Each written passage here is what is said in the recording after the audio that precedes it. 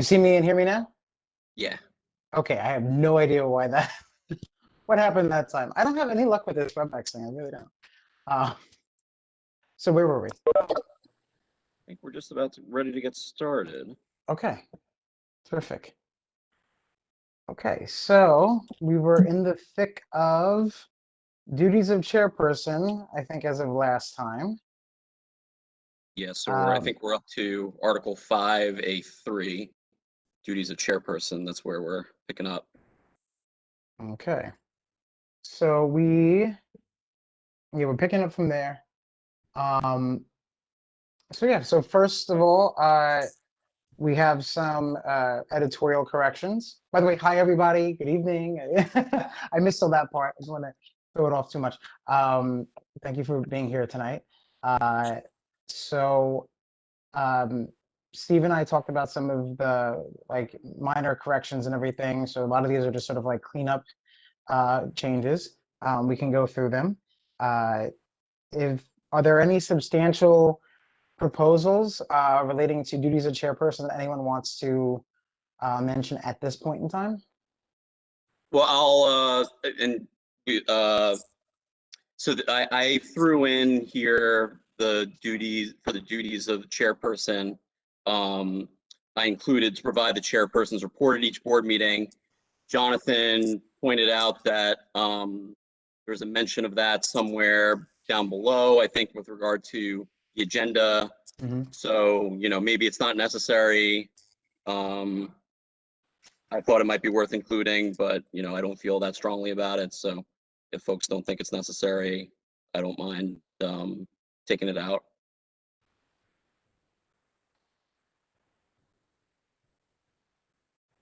Okay.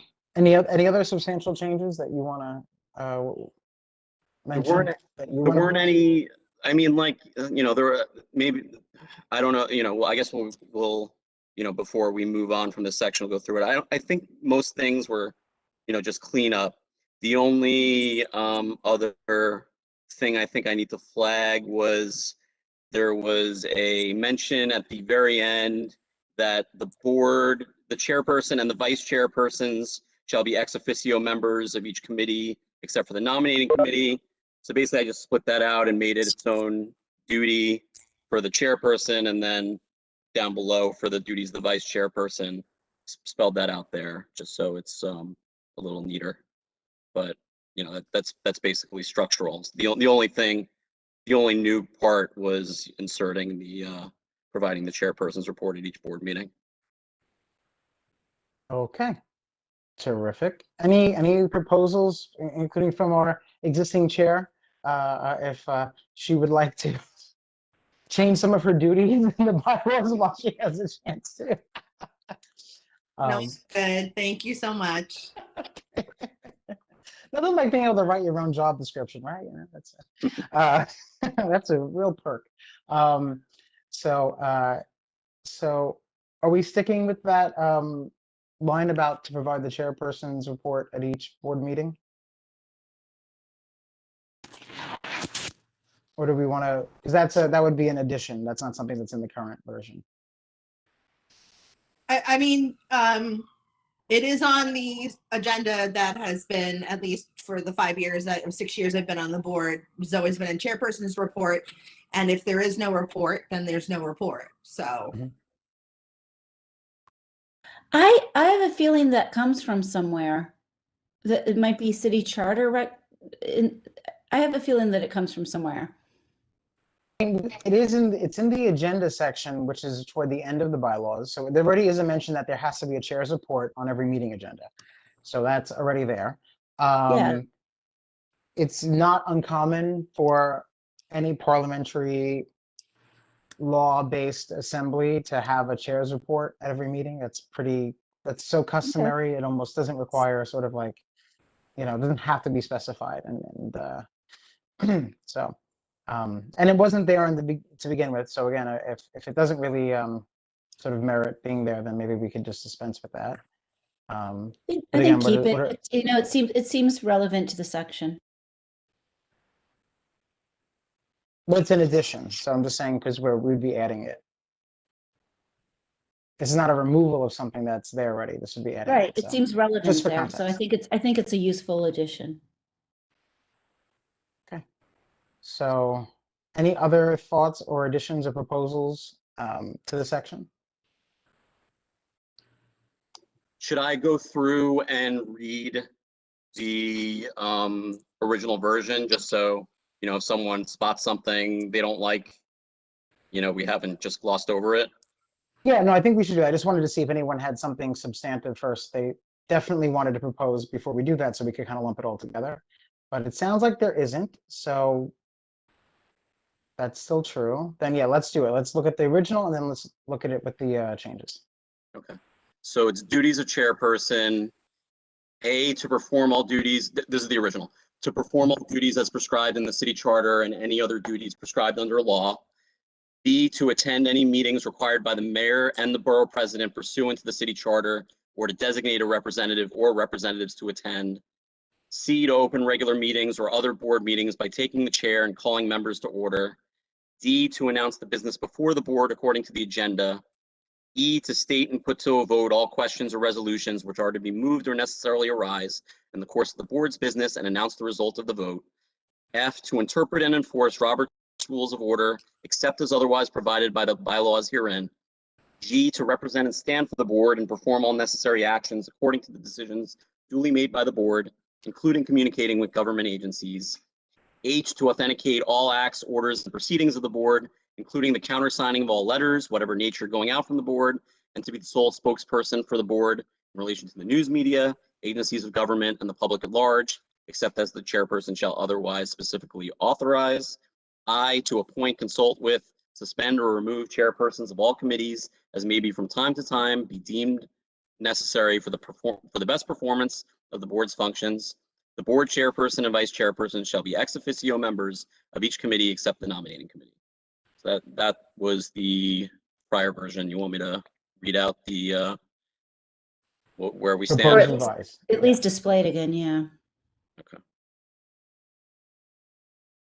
All right. So 3A stays the same, to perform all duties as prescribed in the city charter and any other duties prescribed under law. E, to attend any meetings required by the mayor and or the borough president pursuant to the city charter or to designate representatives to attend. C, to open board meetings and calling members to order. E, to announce the business before the board according to the agenda. E, to provide the chairperson's report at each board meeting. F, to state and put to a vote all questions or resolutions which are to be moved or which necessarily arise in the course of the board's business and announce the result of the vote. G, to interpret and enforce Robert's Rules of Order except as otherwise provided herein. H, to represent and stand for the board and perform all necessary actions according to the decisions duly made by the board, including communicating with government agencies. I, to authenticate all acts, orders, and proceedings of the board, including the countersigning of all letters of whatever nature sent from the board. J, to be the sole spokesperson for the board in relation to the news media, government agencies, and the public at large, unless the chairperson specifically delegates such authority to another member. A, to appoint, consult with, suspend, or remove chairs of all committees as may be from time to time deemed necessary for the best performance of the board's functions. And L, to serve as an ex officio member of each committee except for the nominating committee. I have a concern with one of those, and I'm sorry, I did look at this before. It just doesn't always occur to me until we're in the moment. The letters of whatever nature seems a little bit broad because there are letters that go out from the district manager.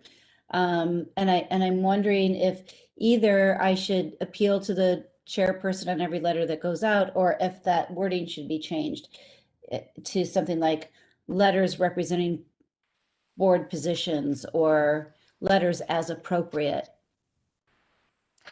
I want to say that I'm not sure that that conflicts with the section that says the district manager does whatever the board and the chair delegate to the district manager's office. And also, I don't think that robs you of the prerogative of doing what the district manager would be required to do by the city charter on behalf of the board. So I don't know that we would want to strike this part. I'm just going to put that out there. I think we should keep in mind that some things are as of right the prerogative of the district manager by the city charter, and also that I think our bylaws say later on how the district manager functions within the context of our board, which says, work directly under the supervision of the chair and shall carry out the policies as determined by the board. So if you're signing a letter and the chairperson hasn't, that the assumption would be the chairperson has implicitly given you authorization to do that. And if it's a conflict, obviously it would just come before the board, which almost never happens. So I think, maybe softening the all letters, countersigning of letters, as deemed appropriate or something like that. I mean, unless otherwise, well, why don't we use, if it really is a concern, again, I'm not sure that it really is. All the years we've been doing it, this is how it's been done with that language in there. But maybe we use the same language about the representation. So like, except the chair, unless the chairperson specifically delegates such authority to, or specifically delegates such authority to, I guess, to the district manager or something like that. I don't know. I don't know if we want to complicate it. Yeah, and that's a great question. What would you recommend would be the wording, Sean? I think That I you feel- suggested that when I raised it was, letters that represent positions of the board or letters as appropriate, to keep it as vague as appropriate.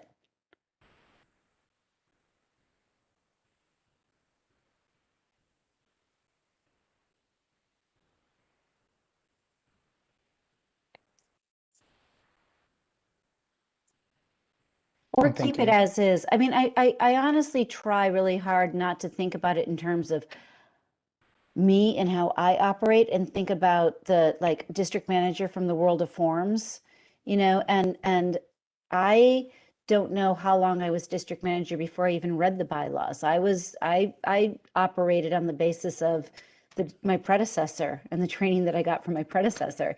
But if you were walking into this job blind and didn't have the advantage of being trained by your predecessor and were to look to the bylaws for guidance on your job, you would feel like you needed to bring every piece of correspondence, before the chair, before responding to anything on letterhead. that's probably not fair to the chair either to have to get, or it could hold things up, conceivably. Yeah, I mean, and there's a little bit of a there's a difference. There's a little bit of distance, I should say, between service delivery that's handled mostly by the office and policy decisions by the board that's handled by the board. And I don't think this recognizes that. It's just it's a big, of whatever nature is big. Well, okay, so I'm gonna say a couple things here. I worked in that office as a volunteer from 2003 and left as a community coordinator in 2011. So I saw two district managers, one of whom was over 30 years in the job, and another one who has like almost 35 years in two different titles, at least two different titles in that job. The chair and the district manager always worked in partnership on most things. If a letter went out to a city agency, normally it was under the chair's signature. The district manager's office would work closely with the chair in preparing that letter and making sure it was solid. And almost never did it go out under the district manager's name. If it went directly to a agency head, or if it was a formal letter, that would be sort of in the board's purview. And namely, if it wasn't service delivery related. If it was service delivery related, the district manager signed letters or emails, no problem, because obviously we're not just talking about letters here, right? Like letters, when this language was written, there was no such thing as email. so this would include all correspondence. So I don't think there's an interpretation here that says, as long as the district manager is not assuming the prerogative of the chairperson and the role of the chairperson, I don't think there's a conflict here. There never was a conflict, and naturally, just in the balance of power, the chair and the district manager in our community board, that relationship has always been close-knit. I could tell you that former chair Alvin Burke and Terry Rhodey, district manager Terry Rhodey and district manager Doris Ortiz talked regularly about all kinds of business with the board throughout each week, if not a couple of times a day.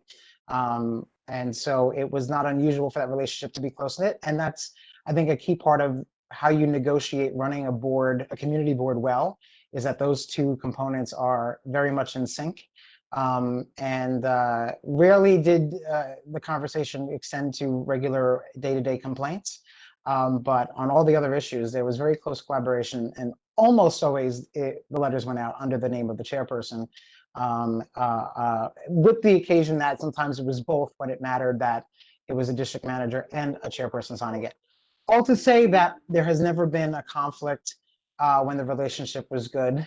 And if the relationship isn't good, at the end of the day, the district manager's office is absolutely, even in our bylaws and the charter, is subject to the policies and of the board and to the will of the, whatever the chairperson has to do to enforce it. So as long as that relationship's healthy, I don't think this language conflicts with the day-to-day operations. That's my soapbox on that. I'm going to leave it there. I think Carl has his hands up. I'm curious if Carl has input on this. Yes, I do. So good evening, folks. Happy Thursday. So notwithstanding, all the feedback and, experience that you shared, Jonathan, the Sean's point still hold valid, right? Where even in that environment where you do have that good relationship, does her concern still exist, regardless of whether that environment is a positive one or a negative one, that, if the language is too broad, then someone coming in from the cold who'd never done this before would assume that every single thing had to be put before the board chairperson.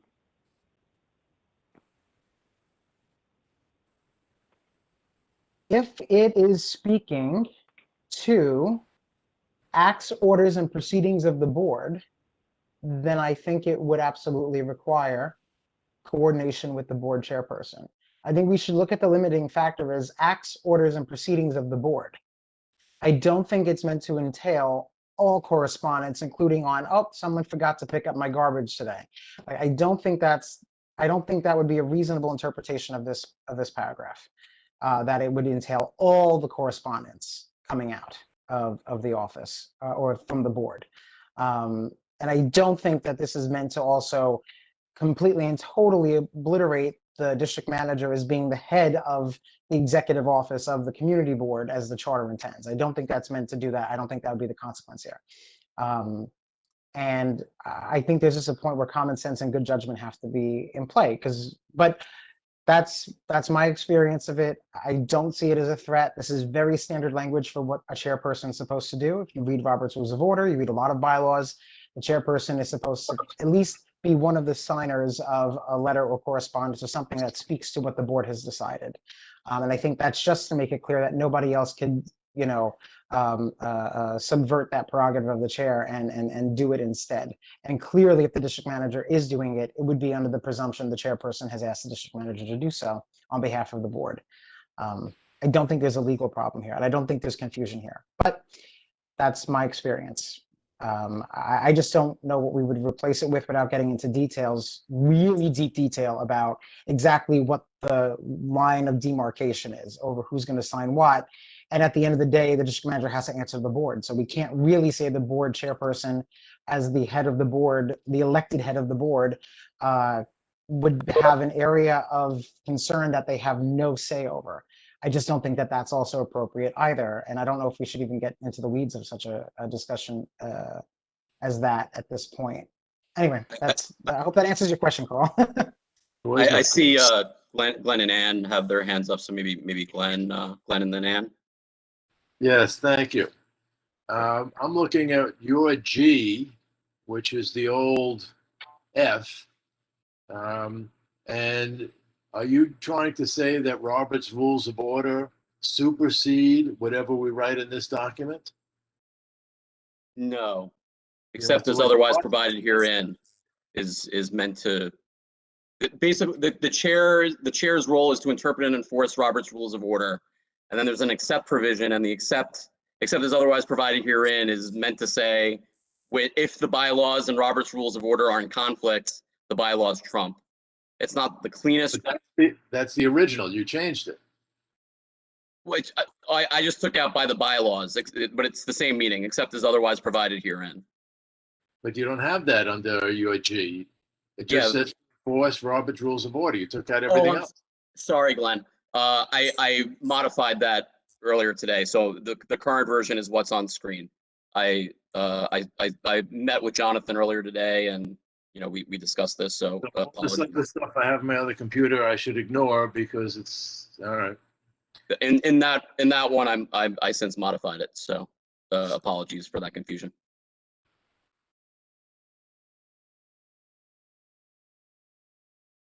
Anne, I think you're next.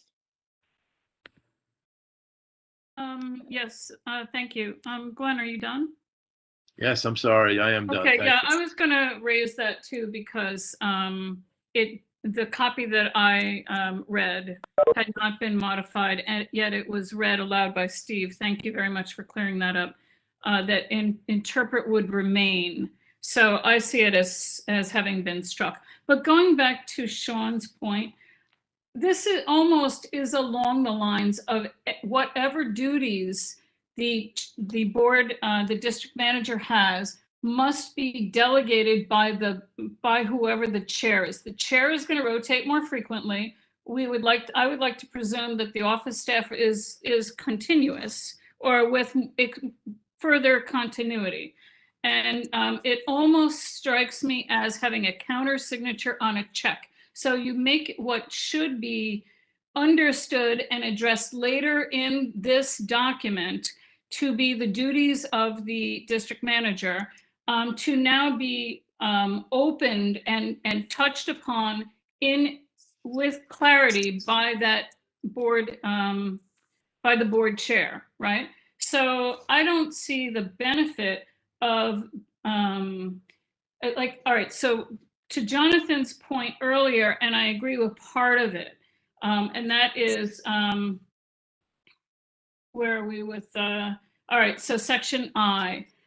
So I absolutely agree with you on the acts, orders, and proceedings of the board, but I don't see here where it strikes the service delivery and other such things. Everything must be countersigned. So then, to me, it begs the question, perhaps, and I'd like to put this out there, are we then suggesting that there be a dual signature and a DocuSign for the existing chair to authenticate everything Sean does, right? Which I don't see as necessary. And, I just would like to see that piece of it struck. I think it's redundant and it's really, it's not necessary. If there is a district manager who is exceeding their responsibilities, then we could address disciplinary measures at a different time. But I just think it is super broad and it's of concern. I think it's going to cost a lot of time and agita. And the idea of running back and forth for permission to do one's job, she's not setting policy after all. So I do support her in what she said. I would like to see it struck. Could you be specific, please, about what you want struck? So yeah, where it says, hold on, including the countersigning of all letters of whatever nature.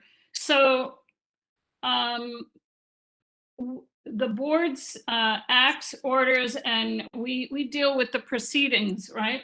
But Sean has to generate a lot of letters and not just service requests. She has a lot of documents that are raised by the board office and sent out on behalf of the board as regular business that are separate from policies and acts and such. And so I would like to see, where are we? All letters of whatever nature sent from, of whatever nature. I would like to see that part modified.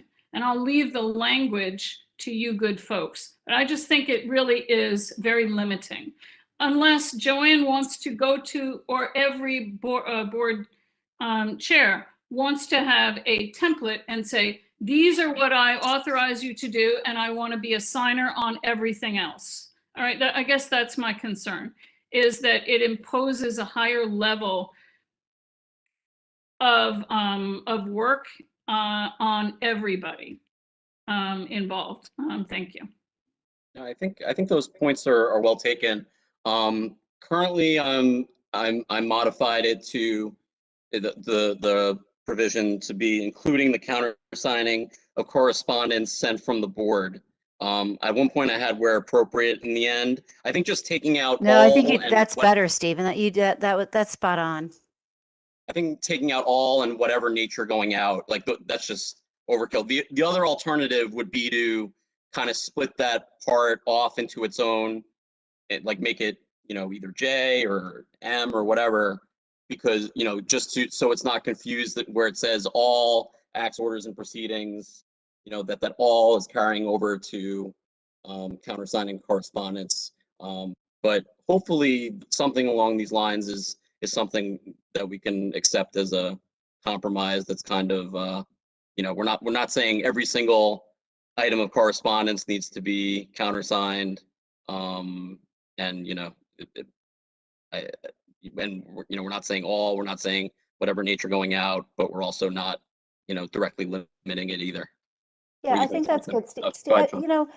But bylaws are not written for the kumbaya moments, right? They're to sort out if there's going to be any tension or strife. So I think referring, when relationships are good, they're not really necessary. But to be clear, if there's a question in moments of strife is what we need here. And I think your language does that trick. And just to clarify, Robert's rules, where this probably comes from, the wording they use is to authenticate by his or her signature when necessary, all acts, orders, and proceedings of the assembly. So the intention is that the chairperson is the one who, if something is signed by the chair, that means that's what it is. And only the chair has the right to do that. And that's only when necessary, right? That's to just basically say no one else could do that and speak on behalf of the board in writing. on anything official. So I think it'd be fine if our current chairperson doesn't feel there would be any ambiguity in the event of a future district manager for whatever reason that would create conflict or anything like that. If simplifying the language is sufficient, I think that might be a sufficient solution to the problem, if there's a problem.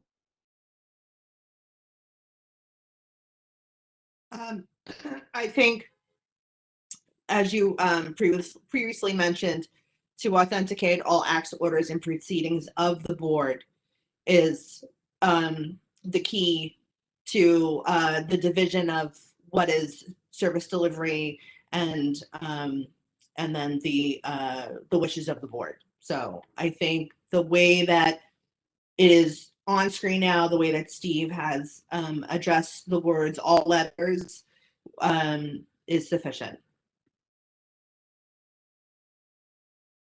Thank you, Joanne. I see Anne's comment in the chat, but Go ahead and I'm not sure regarding only if necessary, but I just want to clarify, Anne, if you want to just spell out what you're suggesting. It's fine, Steve. Thank you. There was conversation with Jonathan quoted from Robert's rules in this section. However, it was not added into it. I like the way, I think this is an excellent way to resolve this if other members present agree. Thank you. Okay, thanks for clarifying.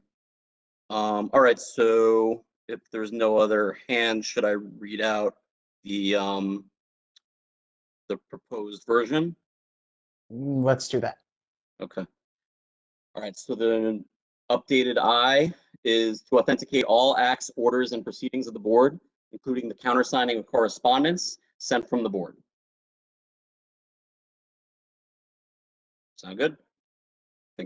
Sounds good. Sean had to hop off, but she said she was on board, so. Yeah, okay. With that, can we move on to duties of vice chairpersons? Yeah, is there any further comments or discussion about the duties of chairperson as it's been revised? Okay, wait a second. Well, you gotta raise it. Okay. The point is No, go ahead. to remove chairs. Do you want to show the final version, Steve, just to make it a little easier? So show them Without the markup? Yeah, what it would be if it were changed.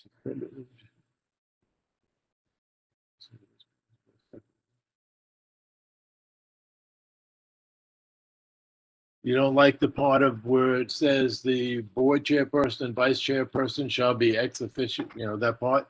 You just I took split that. it. I split it up into. I made it its own provision in chairperson, and then made it the last provision under duties of vice chairperson, just so it's spelled out in under the proper heading.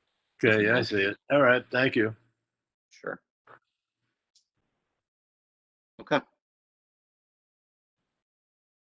So we're moving on to duties of vice chairpersons.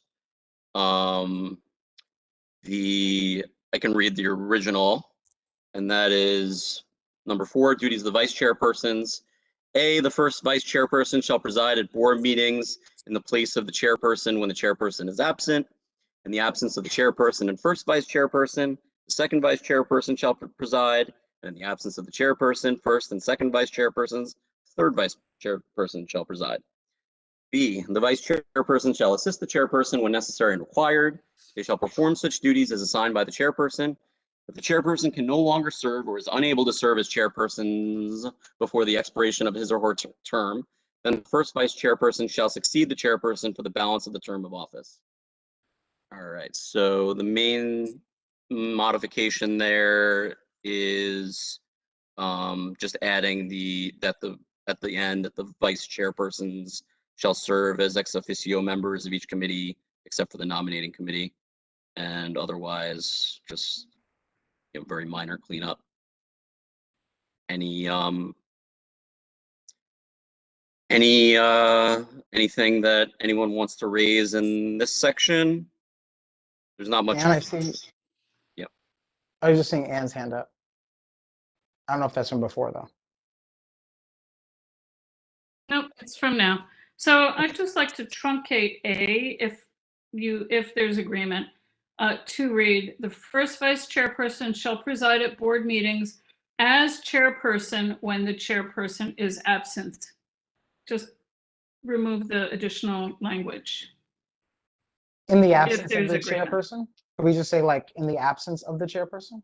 No, in lieu of in the absence, in place of the chairperson, just say, shall preside at board meetings as chairperson when the chairperson is absent. Make it a little less wordy. I think we could just take out in the place of the chairperson, right? I mean, if they preside, then they preside, right? So. Right, that's exactly one what second. I'm saying. So Okay, great. get rid of in place of. I don't see Okay. it as meaningful. Yeah, that's fine. Thank you.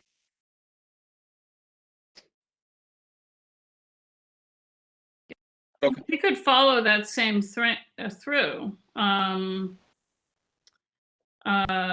If chairperson and vice chairperson shall preside in the absence of the chairperson, you know what?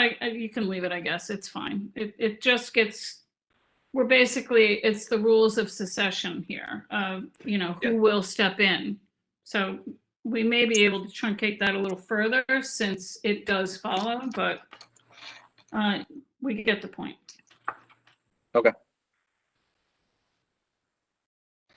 Any other comments? I mean, there's not much in terms of duties here. There's the succession, shall perform such duties as assigned by the chairperson. Yeah, so there's not much spelled out in terms of actual duties as compared to the chair, which has, a whole bunch of duties. But I think that's basically how it goes under current practices and as we've been operating. So yeah.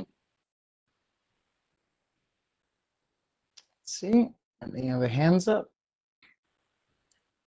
I don't see any other hands up. So, do we want to read out what the final version is, and then we can see if there's any further final discussion? Yep. All right. So this is, what are we at?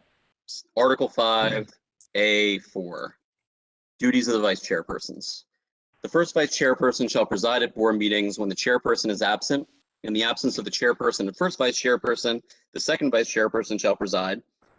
In the absence of the chairperson, first and second vice chairpersons, in the absence of the chairperson, I think, and first and second vice chairpersons, the third vice chairperson shall preside. B, the vice chairperson shall assist the chairperson when necessary and required. They shall perform such duties as assigned by the chairperson. C, if the chairperson can no longer serve or becomes unable to serve as chairperson prior to the expiration of their term, then the first vice chairperson shall succeed the chairperson for the balance of the term of office. D, the vice chairpersons shall serve as ex officio members of each committee except for the nominating committee. Any further discussion or comment about that section as revised? Thumbs up from me. Cool. I'll take it. All right. Hearing none, then I think we have consensus to accept that and move forward. All right. Let's do it. So, 5 is duties of secretary. I'll just flag that I had added another sentence at the end of B. So in the version that was circulated, that's probably in there, and it's not in the current version. We can discuss that, but I guess first I'll read the original version. So 5, duties of secretary. I guess duties of the secretary to be consistent. Sorry, duties of secretary. Duties of the secretary, let's say. All right. The secretary shall keep a record of the attendance at meetings.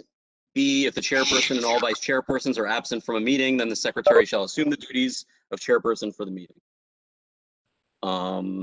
The addition I had originally made to the end of B was to say that if everyone, the chairperson, vice chairpersons, and secretary were all absent, then the meeting would be adjourned. But in discussing with Jonathan, I guess what Robert's Rules of Order would say, and Jonathan, correct me if I'm wrong, but basically there would be someone basically set up as chair just for that meeting. Like there could be a vote just on that pro tempore, something like that. Chair Okay. Pro Tem. Yep. Mhm. Okay, so so I'm fine with relying on Robert's Rules of Order to fill in the blanks and not spelling out anything.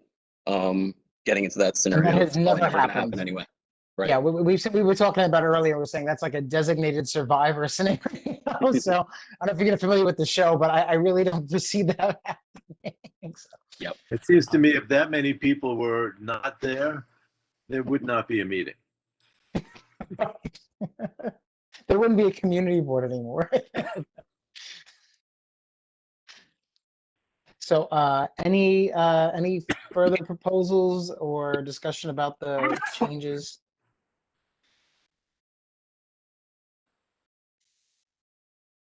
Seeing and hearing none. Seems like we have consensus to adopt the revisions as presented, and we could move on. Can I enter one thing? Oh, go I ahead. stuck it in the chat. So I like Oh, I the didn't see that, idea sorry. of a chair pro tem, but whoever's there may choose not to proceed. They may want the input of those other members, so they can then vote to adjourn and not elect. So The membership of a board or an assembly has the right to make a meeting happen if they could get quorum. The Right. absence of a presiding officer by default is not a meeting killer. Otherwise, a lot of things would just collapse. So if the membership present decides to adjourn, it would always be in order to adjourn a meeting if they so wish to, in the absence of whoever. At the same time, if a secretary didn't want to preside over the meeting because they were afraid to or whatever, the board actually can elect a secretary pro tem who then can preside over the election of a chair pro tem so that the meeting could go on if the membership wanted the meeting to go on. Those are little finite nuances to how parliamentary procedure works, but those are the backup options if needed. Yeah, and for what it's worth, this scenario that we're talking about doesn't even fall under duties of the secretary. So, it's not even, one could argue it's not even the right place for it. So, given that it's so unlikely and, doesn't fall under this rubric anyway, I think, leaving it as is and rely, falling back on Robert's rules in the event it ever occurred, I think is the way to go here. So dueling parliamentarians, huh? There was no parliamentarian option given to the board chair. We brought it up earlier, but it wasn't there. So we do have the benefit of Steve and Jonathan's wisdom, but it's not there. So we would just hope that somebody on the board, a board member, would be up on all of these layers of nuance and procedure. And when is a majority sufficient? What is quorum in the case of a standing committee versus a full board, right? So where does it apply? So, but in any case, I think it's fine as it is. You want to include Pro Tem, leave it. If you want to remove it, remove it. It doesn't matter to me. To your point, thank you, Ann. To your point, we are going to add toward the end a clear article that says parliamentary authority, and we're going to basically make it clear Robert's Rules of Order covers everything that the bylaws or any other action of the board doesn't already cover. So that way, if anyone, all the board members should make some effort.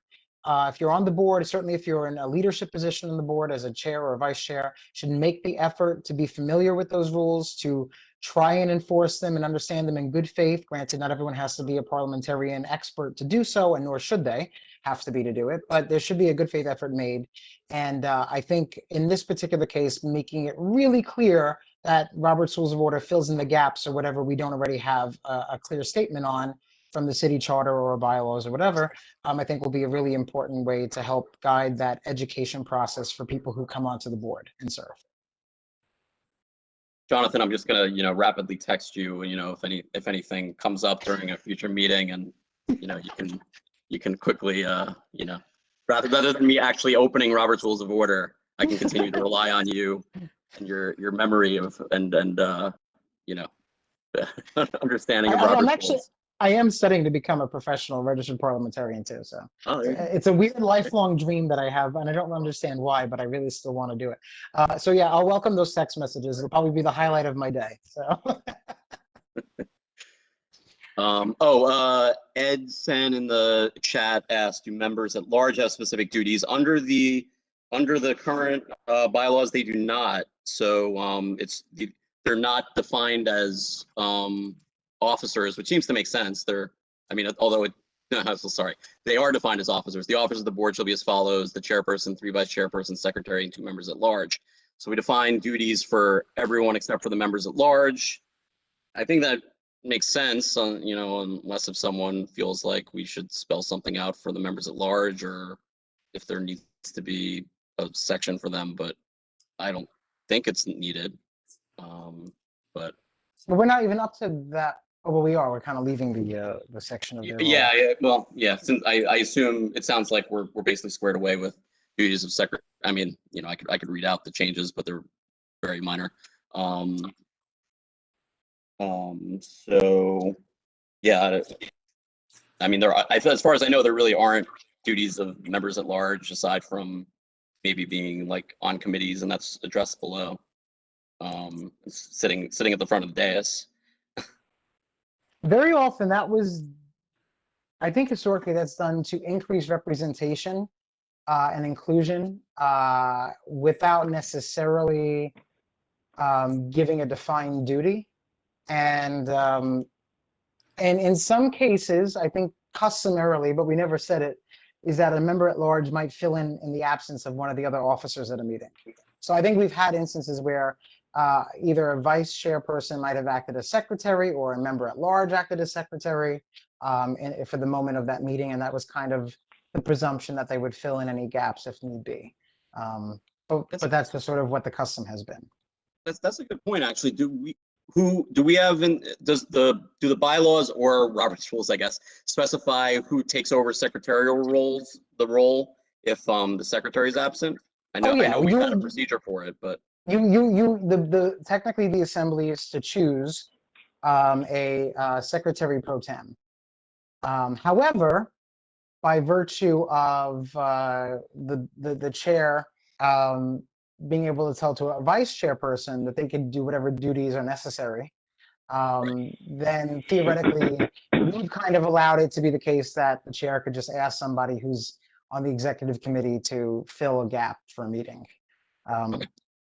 And so there are a couple of options. It's not unusual for that to happen, for a chair to appoint or for the membership to elect. But that would only really happen if there's really nobody who's been an elected officer of the assembly of the board or whatever to take over that role. That's a pretty rare scenario. Okay. It looks like Carl has his hand up. Yeah, that was So- just going to be, I think you guys had answered that, but I was just wondering that, looking at the duties of the secretary, 5A and B, I was thinking the same thing, right? Where in the event that the chair and the vice chairs and the secretary were out, does this mean then that, one member at large would be the one who would take over the duties of the secretary and then the other one would take care of the other stuff? So, but it sounds like, Jonathan, you were saying there's, it looks like there is some sort of process in place in Robert's rules to determine what role the members at large would play in the very small possibility that happened. No, there is no standard member at large position. In most scenarios, it would be considered superfluous because unless there's an office to be held, there'd be no point in having a member at large. It's common enough, though, that organizations have it, and kind of it's defined uniquely by each organization. So again, I usually see, I would interpret it, usually it's a way to include more people or to, on like a board of directors or an executive committee, as a way to have like generic people who have been elevated to that. It's maybe also a way to create a farm team for future executive leaders, maybe because an organization tends to rotate their officers frequently enough and they need to have some group of people that might be able to fill in those gaps, and they kind of been vetted by the majority of the board. If we would like to clarify it, I think we could. I would say customarily, we've just had members at large sort of be there and fill in gaps on the rare occasion that those gaps may occur. Very often the vice chairs, though, are given that responsibility. And the member at large position is really just a way to elevate and promote other people on the board who don't hold an office, but should be included in like that executive leadership. I think it's more of an inclusion position for different people who, because there's only so many officers. There's 4, right? Chair, 3 vice chairs, secretary. So there's 5 chair, 3, yeah, 5. And this makes it 7 for us by having the 2. So if we want to clarify it, we can. Usually it's whatever duties the chairperson may from time to time assign. That's kind of like that's the most generic, and that's kind of understood anyway. All right, I hope that answers your question. So. Yeah, it does. Thank you. Jonathan, apologies if you answered this already, but so I know there was a meeting recently, within our last 2 or 3 meetings where, Hindi was out and Joe assumed secretarial role for the meeting. Was that done? Was there a provision under the bylaws that gave that assignment, or was that something under Robert's rules, or neither? What I just want to make sure I'm clear as to what what controls in that scenario. So Hindi was out and Joe took over the meeting. Not the meeting, sorry, the secretarial role, correct? That's what Is I that remember. what you were saying? Yeah. Okay. So scenario 1 would be the vice chairs do whatever the chairperson tells them to do from time to time. So that would cover 1. Yeah, and there's that. Sorry, but there's a specific provision that says that, right? They shall perform such duties as assigned by the chairperson. Yeah, so correct. chairperson So says that you're would- secretary today, you're secretary. Okay. Right. I mean, unless for some reason we would have a rule that would, because, Robert's Rules of Order just basically wants to make sure that the assembly could function. So the board is able to get its business done, that any essential function, that there's a provision for a person to hold that function and perform it during the course of the meeting. And unless we have a strong opinion about, no, we want to elect a temporary secretary, if, whatever is customary or works for us is fine. It doesn't have to be enshrined unless there's a debate about rights or procedure that's going to cause conflict and problems for us. So I think that would probably be the section you're looking at right now. B is probably the operative one in that particular scenario that would have been invoked to make that happen. Okay. I see Ed and Glenn have their hands up. Ed, you want to start? Yeah, Jonathan, I'm just a little hurt when you use the word superfluous. I mean, this is an office or an officer on the executive board, and I think it would be relevant to be dignified and such, even just being acknowledged in the bylaws in this way. So, the word superfluous just kind of shook me for a little bit. So I just wanted to bring that up. Thank you. I meant no offense, Ed, and if anyone who has been or ever was a member at large felt offense of that, I simply was talking about in terms of the essential offices in parliamentary procedure, and the essential functions are, yeah. So, but my apologies, anybody who may have been taken aback by that comment. We won't tell Shahid you called him superfluous, Jonathan. He's not superfluous at all to our board. Just kidding. But if we want to make sure that no one will ever make that mistake again, we could define what the member at large. I think we should just move on. Okay. We don't have Thank to you, Glenn. define it. We don't. They're there. If the executive committee needs to vote, they get to say their piece and vote. And that happens very rarely, but nevertheless, the people are put up there to be in that position. And if the vote comes up, they get to vote. Other than that, there is no defined job for them. So let's move on. Agreed. So I guess to close this out, the updated duties of the secretary, duties of the secretary section, which is Article 5A5, I believe. Duties of the secretary. A, the secretary shall keep a record of the attendance at board meetings. B, if the chairperson and all vice chairpersons are absent from a board meeting, then the secretary shall assume the duties of chairperson for the meeting. Hear, hear. All right. All right. Here we go. Ready to All right, let's see. enter the world of committees. Uh-oh. All right, so I guess let's start with what with the original, at least for very beginning. So section 6 committees. So the first one is the executive committee. So the executive committee shall include all the officers and the 2 members at large. Note that that's redundant because the officers are, the members at large are defined as part of the officers, so that should be cleaned up, of the board. In emergency situations, the executive committee may act on behalf of the board, provided the same is not contrary to the previously stated position on the board, and providing that any such action shall be ratified by the board membership at the next regular meeting. If not so ratified, there shall be no further implementation of the action after such meeting, and steps must be taken to withdraw such action where possible. All right, so let's deal with this. I think unless if someone objects, because officers were defined to include the members at large, we can incorporate members at large as part of the officers.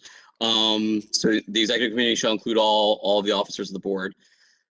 So I was proposing having something about meetings during the year for the executive committee.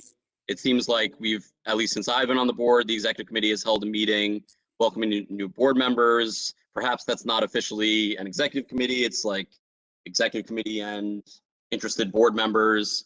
So I don't know if anyone thinks we should have some sort of minimum meeting requirement or spell out the new board member meeting. I think when I brought this up with Jonathan earlier today, he was not, totally psyched by this addition. So if anyone else has feelings, I promise I won't be offended if my proposed addition is removed. I see Glen's hand is up, unless Jonathan, you wanted to chime in first.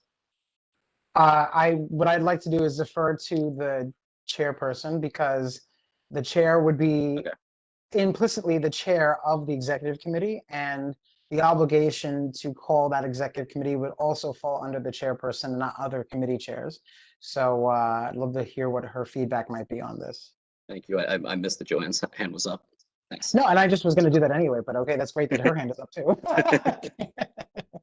I think first and foremost, we need to check with the district office about the frequency of this meeting with all of the other committee meetings and the budget meeting, and the feasibility of having, we'll say, at the minimum, one additional meeting. I really don't know the history of how often the executive committee meets and why there is no expectation in the bylaws that the committee should meet, you know, at any frequency, like we have stated here. So I think the first thing we have to figure out is the feasibility of the office, because it requires them to attend and to administrate. I agree that there needs to be some kind of welcoming of new board members. I know that there was there's always like an orientation. Perhaps we can designate this to be an orientation meeting where they are familiarized with and that could be, as opposed to welcoming, it's an orientation. You know, just as a chair who's trying to attend every single committee meeting, because honestly, you know, it really helps you in the end, especially in the general meetings when you're trying to make connections between other committees and remember information. Having 3 executive committees might be a lot. So first I'll defer to the office whether it's feasible, and then I'll do whatever you want, but I don't know. You know, you might lose something in translation where the chair may not be attending other committee meetings. So that's what I have to say about that. Thanks. Thank you, Joanne. Glenn, your hand is up. Yes. You know, when it comes to committee meetings, we have meetings when there's something to have a meeting about. And the executive committee is no different. To mandate meetings when there isn't necessarily something to have a meeting about is foolish. I think that should just be eliminated altogether. When a meeting needs to happen, Joanne or whoever the chair is at the time will call a meeting. But other than that, it seems completely superfluous to say that they should meet and just do what? Have a cup of coffee? I like coffee. No, your point's well taken, and I think taking it out makes sense. I guess and Joanne beat me to it. She just posted in the chat. I also like to add that other than last year or this year, hold on a second, let me. Other than last year or this year, we would meet the new board members, or they would be given the opportunity at least to come to our party, you know, the awards party in June. Now, of course, that didn't happen last year, isn't going to happen this year, but generally speaking, that's where they're given the opportunity to meet everybody. But we have had the practice lately of having either in May or June some like welcoming new board members, right? It seems like over the last few years, we've tried to have that.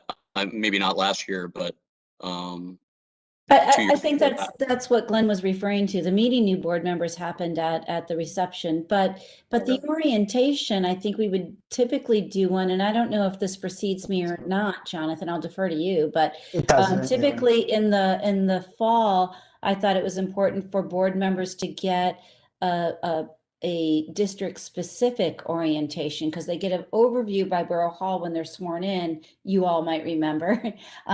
But, you know, learning more about sort of the culture of this board and going over the things about, you know, the chairperson is the one who represents, and what the special permit district is, and whatever sort of idiosyncrasies that this board has were introduced usually at a fall meeting, because the appointment of board members in the spring was so spotty in terms of timing.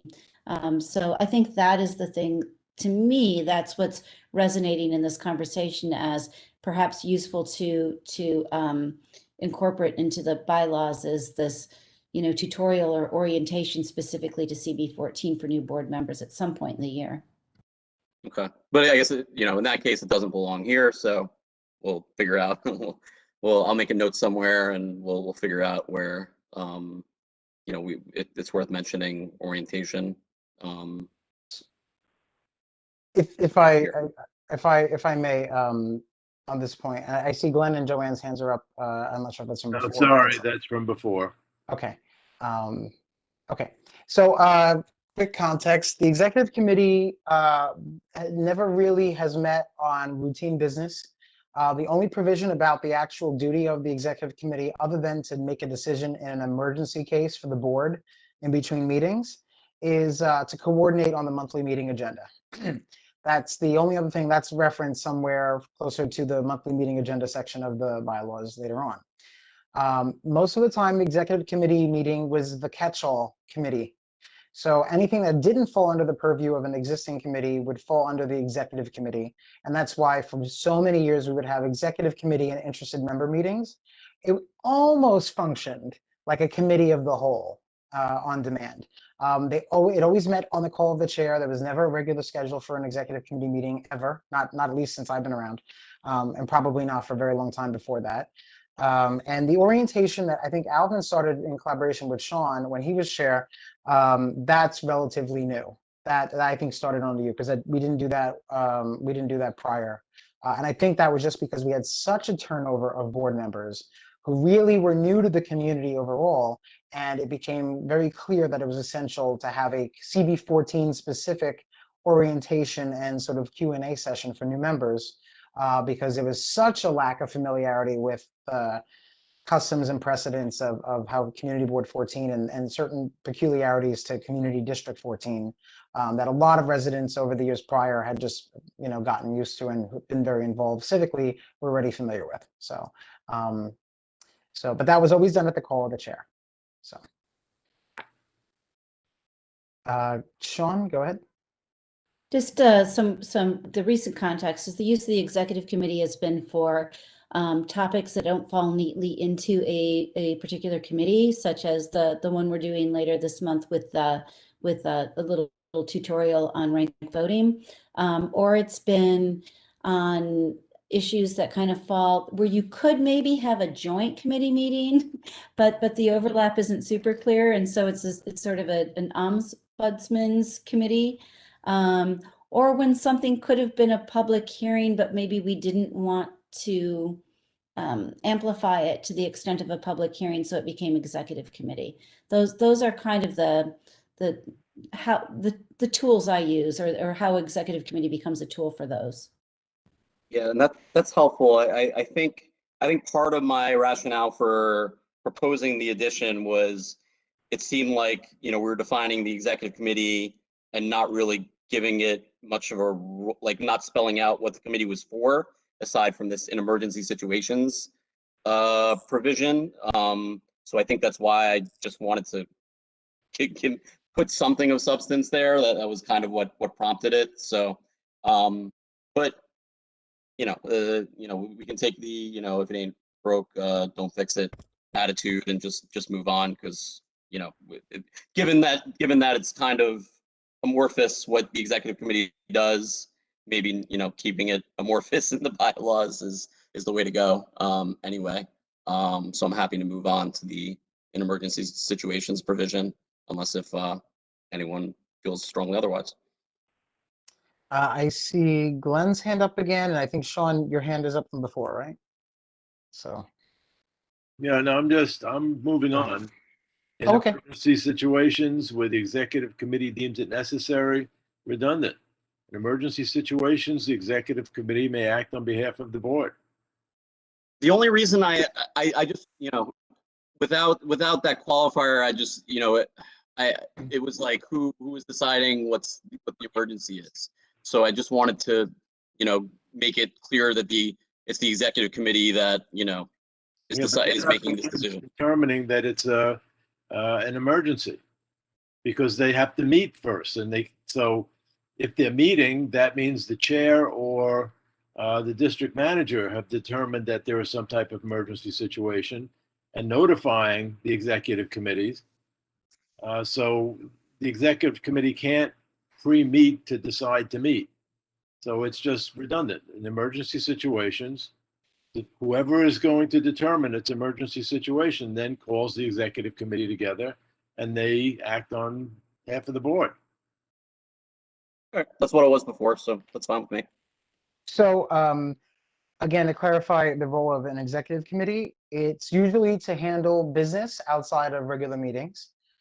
It's probably very inadvisable for an executive committee to be more active than the regular board meeting membership is in a context of a public body. It's probably would be looked down upon. And so, but it usually is meant to be an administrative committee that makes decisions on behalf of the board to whatever extent it's allowed to. The other thing to be clear here is the district manager cannot convene any meeting of a community board, committee or otherwise. So in this case, it would be assumed it would be the chairperson of the board convening the executive committee, or perhaps a special meeting provision in which a majority of the executive committee wants to force a meeting, assuming that that part of Robert's Rules of Order takes effect. But it would be at the discretion.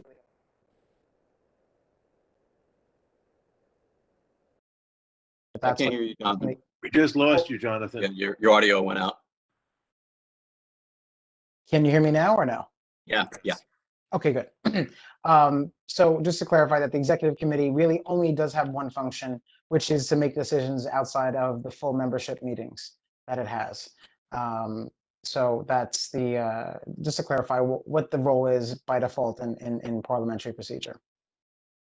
And I would like to say that one of the things I really like about this board is that the executive committee does very little, that everything is left up to the democratic approach of the full board meetings and not a top-down situation except in emergencies. I think it's a wonderful aspect of this community board. Thank you, Glenn. I concur. For whatever that's worth.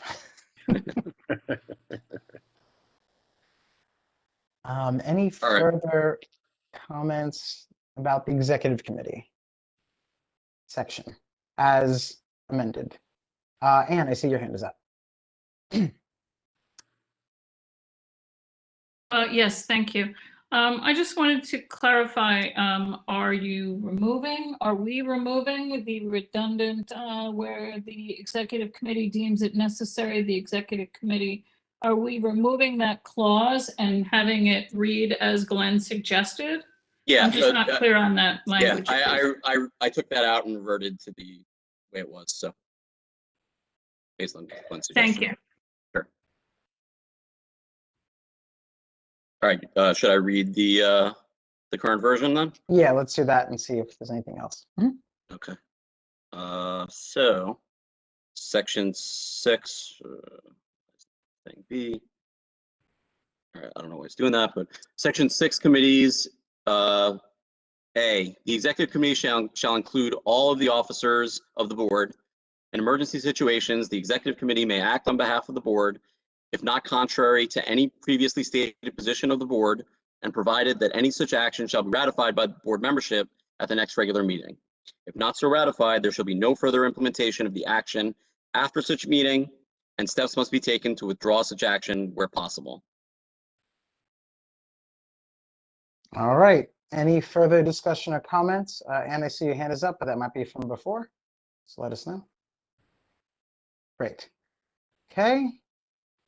Hearing and seeing no further discussion, we will proceed with consensus. Wow. Yeah. Right. We're getting somewhere here, but we're getting used to this now, right? We are ahead of schedule compared to where I thought we'd be. So, good. My guess was we were not going to make it to topical committees, or at least very at the very outset of topical committees. So we'll see if we get there. We'll see. We are cooking with gas. So the next committee is Article 6B. So I'll read the way it currently reads. The budget committee shall consist of the board officers and the chairpersons of all standing, topical, and regional committees. The budget committee shall be responsible for the preparation of the board's capital and expense budget recommendations and for the state and federal programs for the community districts. The committee is empowered to act on behalf of the board on such budget matters, provided the same is not contrary to the previously stated position of the board, and providing that any such action shall be ratified by the board membership at the next regular meeting.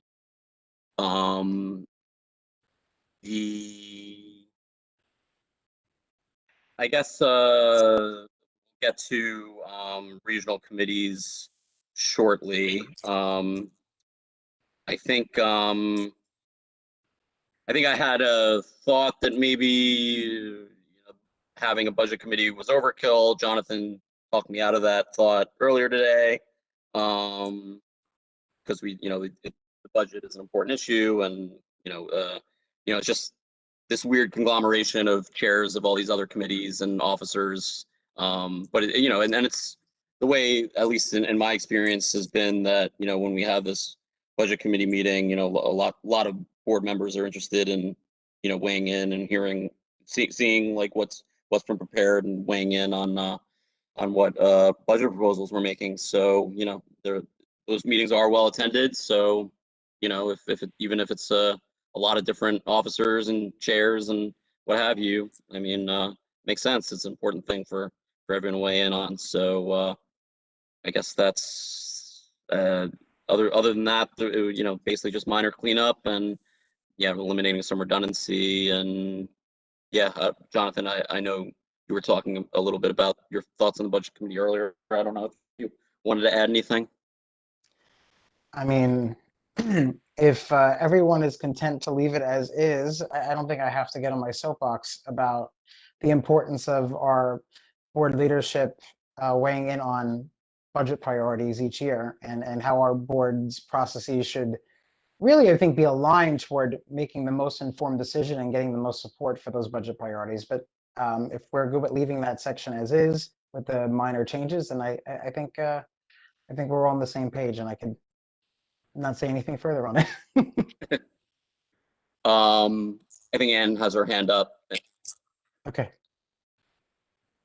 Yeah, I do, and I don't have this word, and I've read this several times. It's been across the notes every time I've looked at these different iterations. So I'm going to just put it out there and hope somebody with a more expansive vocabulary can complete this thought, all right? Because I think we're missing a word here, and I'd like to have it cleaned up a tad.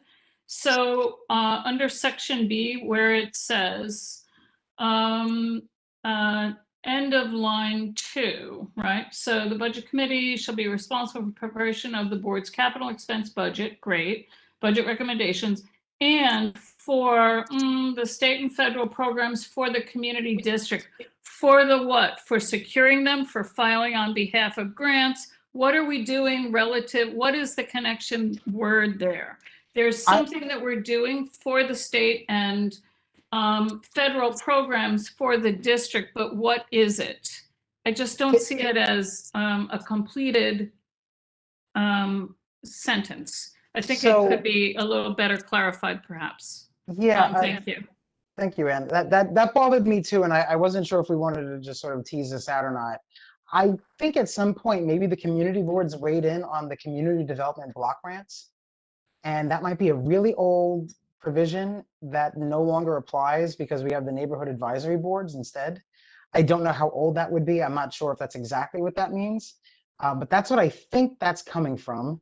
I know that we don't actually weigh in on, I mean, historically, we've never weighed in my time on specific funding from the state and federal programs for the community district. Sean is probably the best to answer that if there's anything that would actually still apply in that regard, but that's not something we haven't done in recent history. I'm not aware of any practical application of that language. So cut it, and for the state and federal programs, it sounds like it's just not applicable. Unless Sean has some reason for leaving it in, I think it should be eliminated. Yeah. Okay. Because it doesn't prohibit the board from weighing in if there were an opportunity. It just says it doesn't have to go through the budget committee automatically and first. That's really the only, it could always be kicked to the budget committee. It could be kicked to another committee. It could be an executive committee decision. It could be something else. It's just whether or not that language is relevant at all is, I think, the more important question. Sorry, I cut someone off. Who was it? That was Joanne, Okay, go ahead, Joanne. you're good? We're good. It's good. All right. I don't see any other hands, so I could read it based on modifications if we're ready for that. Please do. Okay, so Article 6 committees, Section B, the Budget Committee shall consist of the officers and the chairs of all standing committees. The Budget Committee shall be responsible for the preparation of the board's capital and expense budget recommendations for the district. The Budget Committee is empowered to act on behalf of the board on budget matters, if not contrary to the previously stated position of the board, and provided that any such action shall be ratified by the board membership at the next regular meeting. Good.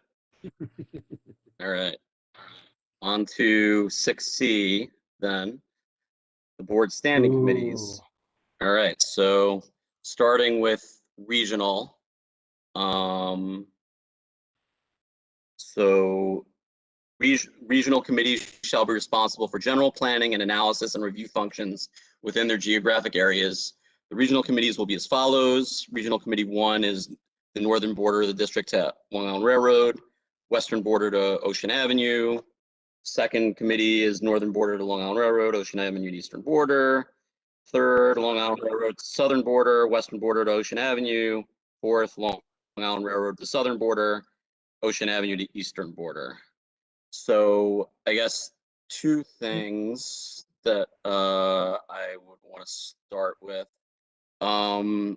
Number one, at least from, and this has kind of been alluded to, I don't remember exactly who said what, but these regional committees don't seem to do all that much. So certainly the regions make sense and are being used for the nominating committee, and also are being used, I guess, for deciding the location of our meetings.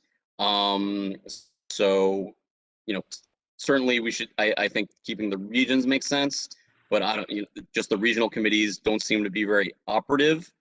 The second point is Joanne circulated a proposed markup to the borders that was included in what Anya emailed out earlier, and hopefully I can easily pull that up.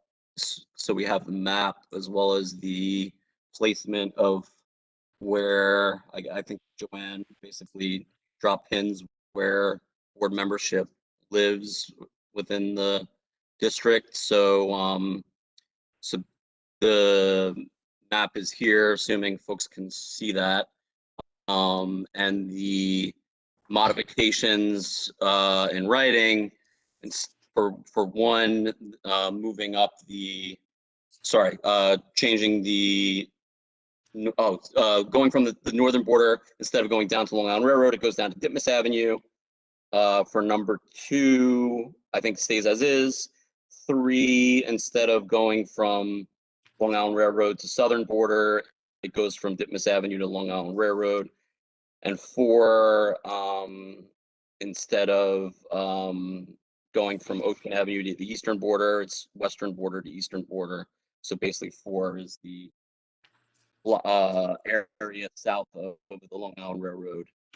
All that becomes 4 under this redistribution. Do you have a map of the existing regional committees that you can put up so people can see what the prospective change is? I have an idea where that might be. We did post the committee assignments. I mean, You know what? If I can just make note, the area that you see in red on the top left, Regional Committee 1 is the red box plus the orange box, because the line that goes across that where the blue is in the south, that's the Long Island Railroad. Okay. So then on the left side below, you see it's kind of like darker blue. That would be Regional Committee 3. Next to it is Regional Committee 4. And then the peach color, Regional Committee 2, stayed the same. So that's the boundary. So it was a quadrant, and all I did was chip out a part of Regional Committee 1, and then I merged 3 and 4 in the south. So that center line that goes across is the same. But perhaps if you need it to be visual, we can get it off the website, I believe, or let me see if I have it. I can email it to you. Yeah, because we used to print it on the back of the committee assignment documents that we handed out, and there was like a really clear line map. I think I have it. Okay. Whoever gets it first. All I right, don't look, think I have it. it's clear that the old 3 and 4 had very few people currently on the board, and that what you proposed, Joanne, makes a lot of sense to under the existing circumstances. But I'm wondering if we shouldn't add some language that this is something that can change over time if the membership locations change.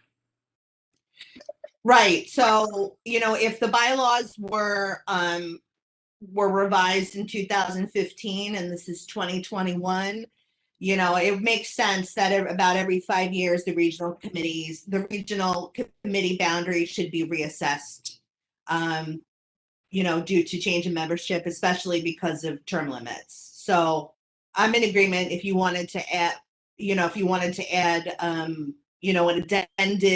an addendum to the bylaws, can be submitted or added every 5 years to adjust for the distribution of the population within the 4 committees. If I may, though, let's just remember, again, not that we have to be stuck with whatever this logic was from the beginning, but the logic here was our community district is so diverse in so many respects. The regional committees was a way to enforce genuine diversity structurally and to not make it subject to the year-to-year whims of the community board majority. It was to basically force diversity and inclusion, and not depend on where the critical mass of people are who the borough president chooses to appoint. Remember that we have 4 council members. They all have a certain chunk. Each of them are entitled to nominate half of the people, I guess in aggregate, they're entitled to nominate half of the people who would serve on the board, the other half totally at the discretion of the borough president. And so any number of factors might play into that. Plus there's a population density, completely different on different parts of the city. I mean, you have the northwest part, which is Prospect Park South, all those beautiful homes, very detached, very low density. A few blocks away, you have massive apartment building, one after the other. The Midwood section is a little bit of a mix, but still a lot of detached, 1-2 family homes. So there's a lot of diversity, and there's a lot of reasons why we might have clustering in one area of a lot of members just because of population, and other areas we may not have as many for a variety of reasons. And the idea behind the regional committee was to ensure diversity representation in all the really key decision-making processes of the board, and that just the excuse of population or connection to the right politicians alone wouldn't mean that a whole section of the community could be excluded just by saying, well, there's just not a lot of people from your area that could, serve, so whatever, So that was the point of that. Now, I just wanted to remind everyone about that for consideration. Yeah, so do you have a point? It was a long explanation that we all know, but do you have a point you're trying to make? I think if we change the boundaries, I think we should make the decision to change the boundaries and leave them there until the board wants to change the bylaws again. I don't think that we should expect that the makeup of our community is not going to change that much in the next 5 to 10 years in that way that we would have to do it sooner or more frequently.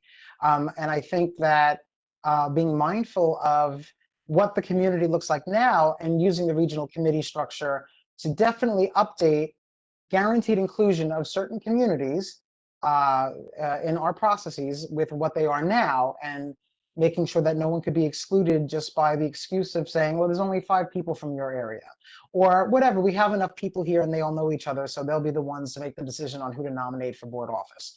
So I think we should make it as difficult as possible to change it, and we should be very conscientious about changing it now if we're going to do so, and I think there's merit to that.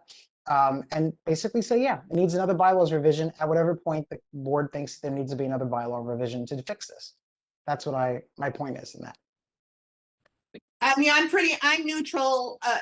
Again, I'm neutral on the frequency in which these boundaries are changed should follow bylaw, a complete bylaw review. And I agree. The thing that I want to say here, because I feel like I really didn't get to, for the people who weren't privy to some of the emails between Jonathan and Steve and myself, I just want to talk about what this actually looks like compared to what it was. Okay. So Regional Committee 1, there was a population of 25 in that committee, right? The way that the lines are drawn now, there's 11. So Region 2, which is the Peach area to the right, that was a population of 12. That stays the same. Region number 3, which went from the Long Island Railroad down to the southern border, that was a population of 4. With these new lines drawn, it's a population of 14 by merging those 2 areas. And then Regional Committee number 4 was 5, and now it's 10. So all of the committees now look a little bit more balanced. And with regards to identity, or how people identify themselves and being diverse and included, I feel like we have maintained that. And now when we nominate when we pull people from these regional committees for the nominating committee, we have a bigger pool to pull from, same identity in the South, and then this big cluster, which was originally 25 people, we now have more opportunity to circulate through them. So that's why this was done. And I just wanted to make sure that everybody got a clear explanation of what this looks like now compared to the old numbers. Thank you for clarifying that, Joanne. Glenn and then Anne, or Glenn, was your hand up from before? No, I just want to say that I like the way Joanne thinks about this. I think it's really important that because of the diversity of the various areas, if we kept it the way it was with 3 and 4, there was such little representation that it's certainly possible no one would be available to represent a given area at any given time or meeting. So by making this change, it maintains the basic idea that diversity is represented in our community board. But because that is true, and we have no idea how long the duration is going to be until the next bylaws committee type of situation like we're doing now, I like the idea of every so many years to revisit this. I don't know if 5 years is the right amount. It seems like a reasonable number. But just to look at it and say, okay, the distribution of our members is still reasonable. We'll leave it alone. But maybe it won't be reasonable. Maybe 5 years from now, we'll have 25 people in the new district, 3 or 4, whatever the bottom one is. And we might want to then reorient it. So I think it's not a bad idea to allow us to consider that. All right, thank you. Thank you, Glenn. Anne, I think your hand is up. Yeah, hi. So that was actually the point that I wanted to make. And I think in terms of making it actionable, I really like this idea that and the way that Joanne implemented it. So kudos to you, absolutely. Glenn raised a really good point, but I don't know that every 2 years is really sufficient to revisit it, either revisit the bylaws.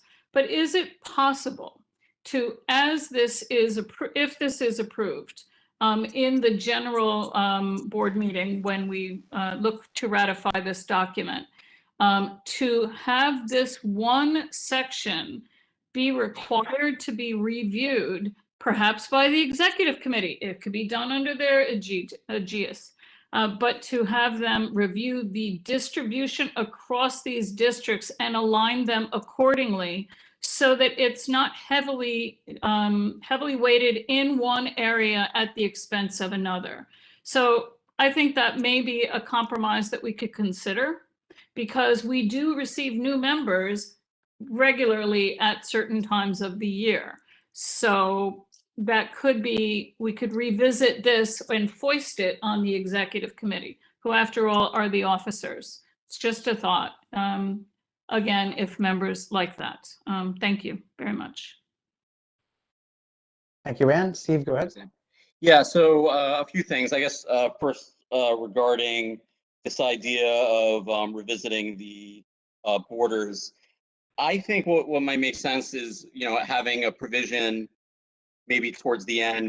We said we were going to add a provision about Robert's rules. Maybe having a provision, something like, the board intends to revisit the bylaws, whatever it is, every 5 years or something. And we could say specifically, as part of that review, to determine whether the regional borders that are in the current bylaws should be modified. That would be my proposed way of handling that. So that was one thing. Number two, there's going to be a provision lower down.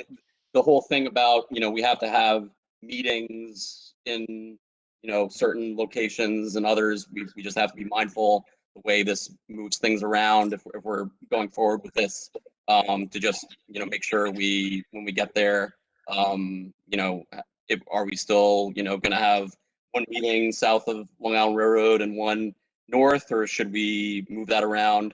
So we don't have to decide that now, but I'm just flagging that for when we get a little further down. But the third thing I think I want to have a certain comfort level with is I have a slight concern. Let me preface it this way.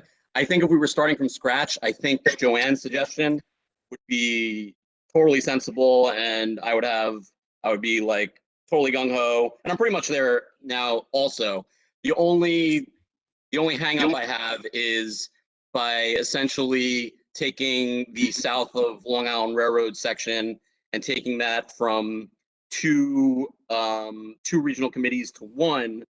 Are any of the folks that live or represent that section of those regional committees, are those folks, like understanding and like, yeah, that makes sense? Or are they going to be like, no, Midwood traditionally had 2 folks on the nominating committee and had these 2 regional committees. And part of my concern is I'm not sure if any of those folks are here right now. And I just don't want to be in a position where we, present our revisions to the board and we have a hang up over this issue because no one, because our committee didn't draw from that population well enough and we didn't get input. But that's all theoretical. I might be totally off base, but I just wanted to put that out there that's been on my mind. And to your point, Steve, I just want to say that is exactly why I fear the idea of making it mandatory to open up a can of worms on this, unless we're in a place where we could come to a consensus broadly on it. Although I do like the way this map is drawn, personally. I think it makes more sense, but all the more reason why we should be very judicious about how often we do this. I see Sean's hand and then Glenn. Go ahead, Sean. Yeah, I just wanted to remind you all that you're not making a decision on a change, you're making a decision on a proposal. So that proposal will go before the full board and people will have time to consider it. And the people who, all of the people who live everywhere will have time to consider it. So I wouldn't worry about who's here this specific evening. You can definitely send it out to all of those members who you think should weigh in on it. And I would also just suggest if there's going to be a time frame for reviewing, whether it's the bylaws as a whole or specific segments of it, such as the regional assignments, that there maybe should be language to review whether it should exist at all. You know, it might at some point become obsolete to have regional committees. I think I mentioned before that I haven't found a board yet anywhere else in the city that has them. So if we still consider that there's value and utility in them, but feel like the line should be drawn differently, that's fine. But at some point, they might become obsolete. So I would just include the language of considering whether they should exist, and if so, what their line should be. Thank you, Sean. Joanne and then Glenn. I mean, I agree with Sean that, you know, the regional committees are really becoming obsolete, but I wanted to bring a solution to the problem rather than just say, you know, they don't make sense for us anymore.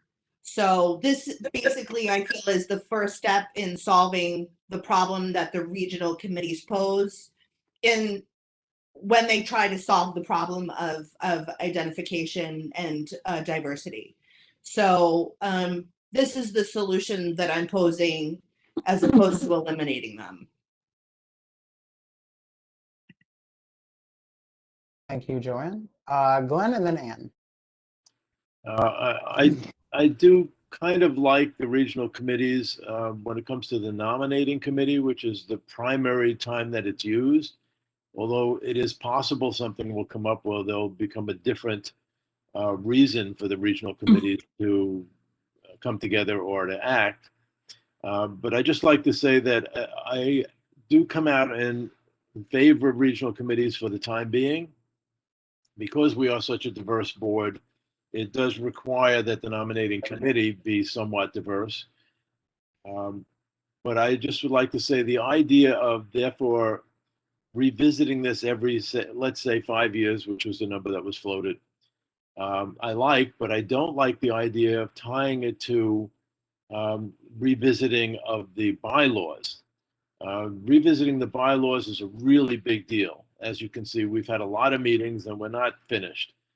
And I think the revisiting of the bylaws should only happen when there's a specific reason to do so. But the idea of revisiting the regional committees every 5 years, let's say, especially now with term limits for us, there's going to be greater turnover than ever before. I'm in favor of it. Okay, I'm done. Thank you.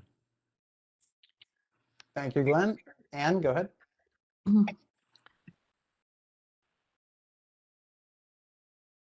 Yes, hi, thank you very much. So I did put in the chat that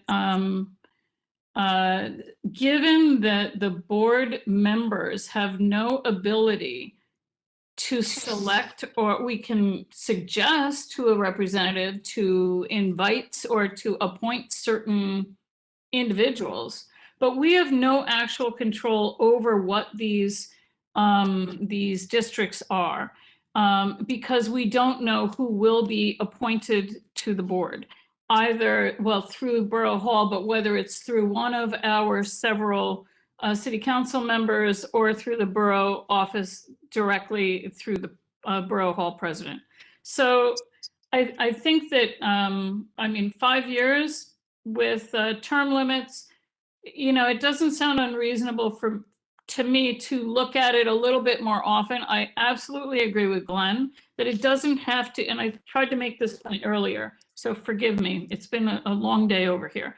But I don't think that it should be incumbent upon us to amend the bylaws every time we have new members, because we will have new members. But I do think going back to the idea of representation and an equity position, recognizing we have no control over who these new members are, that we should be mindful of what these divisions in fact are. I mean, the district that is being proposed to be broken up is one that I happen to live in, and it's very heavily represented.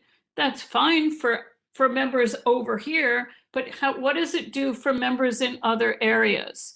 So, you know, we may choose, or future boards may choose to do away with this. But for the time being, I think that it really is it's an asset to have it looked at with more regularity. You can put it at the bottom of the bylaws, and I would do it a little bit more often than 5 years, but I'll leave that up to the members who vote. But I do find there's merit in this, and I happen to like this distribution. But remember that in June, we may have a very different skew of the demographics of the members. So what do we do in those cases? So I think we just need to be a little more nimble and mindful about it. That's all. And thank you. I appreciate the ability to speak on this. Thank you, Anne. For what it's worth, we've had this logic in our bylaws probably at least since the 90s. We had a lot of divisions way back when. I don't remember when this regional committee structure might have come in, but it was in the bylaws at least since the 90s, the very early 90s. I don't know how many of you know about the Korean boycotts and the December 12th movement, I think it was. There's a lot of reasons for it, and I think we would be wise just to remember that our board and the strength of our board has been a product of whatever has been in place. And the fact is, it hasn't changed in at least 30 years. And we are where we are today without having changed anything about the regional committee structure, certainly when it comes to nominations. So maybe we keep in mind that perhaps we don't have to be so prescriptive here about how this gets changed, and rather let that change happen organically. Could also be a wise move, given that it has served us well in the course of our board's history, at least in the last 30-something years. So almost 40 years. So okay, with that said, I don't see any other hands up. So maybe what we do now is we wait for Steve to revise. I what he have wants to been. revise. Okay. I was tinkering while Anne was talking to try to come up Okay. with something. I'm reluctant to assign a date by, like a temporal, to assign some temporal guidance. I think there should be some discretionary ability, either the executive committee or the chair. I think the executive committee is where the discretion should lie. So here's what I got. The executive committee shall have discretion to propose modifications of regional committee borders when warranted based on board membership changes and demographic changes. Regional committee board modifications must be approved by the board to take effect for the following year. I like it. Bravo, well done. For what it's worth, I don't approve of this. I think we're going to get into a redistricting battle. I think if we allow that prompt to happen, I don't think it's a wise provision to have. That's my personal view on it, but I'm just one person. I think the changes that Joanne proposed, I think were wise. I think they were sufficient. And I personally would not think we have to over improve on what we have decided to do in this fashion right now. But that's my view. Jonathan, I've been with this board not nearly as long as you, but for quite a while. And the districts that were now Ward 3 and 4 used to have, and up until fairly recently, a lot more representation. So who's going to be upset about this change? I don't see where there's battles coming from. No, just the executive, the One part is that going Steve to just say, added. well, we don't have, we used to have 25 members. Now we have 12 and 11. There's not going to be any battle. No, Glenn, to clarify, I mean the additional part about having the executive committee exercise discretion about changing the boundaries on an on-demand basis that would take effect the following year. And that's my concern. I'm concerned about that part. I'm not concerned about the proposed realignment. The board would have to approve it, just to clarify. The executive committee couldn't do it on its own without board approval. I like this. Look, if there's no reason, then the chances are it's going to be left alone. But if there's a dramatic change in the distribution and the executive committee thinks, or the chair thinks that it's a good idea to propose something, then I think that's the way it's written is just fine. You know, you could even say the chair or the executive committee shall have discretion to propose modification. Still has to be approved by the board.